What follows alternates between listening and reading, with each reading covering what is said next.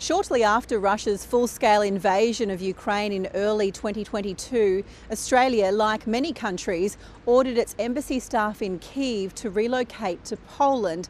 It was supposed to just be a temporary move, but as the war has dragged on, Australia's embassy has remained closed. Now, almost 3 years on, DFAT has completed further planning for security and IT arrangements to allow Australian-based staff to return to Kyiv when it is safe to do so. But that is still the caveat, when it is safe to do so. And DFAT has not spelled out a timeline for Australia's return, nor said what other steps it still needs to take.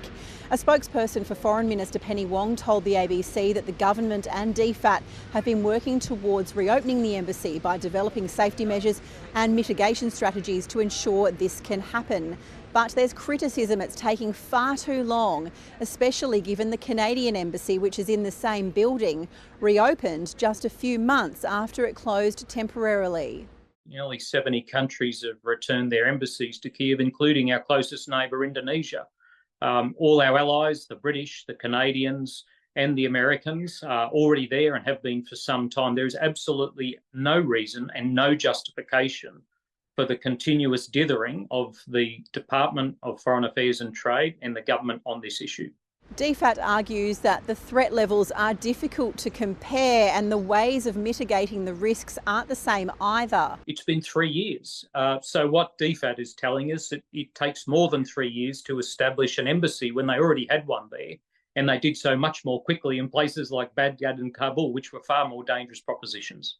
The Foreign Minister's spokesperson says Australia's ambassador to Ukraine, Paul Layman, continues to prosecute Australia's interests from Warsaw. The ambassador's been into Ukraine 4 times since he took over the posting a year ago, with the most recent visit coinciding with 1,000 days since the war began.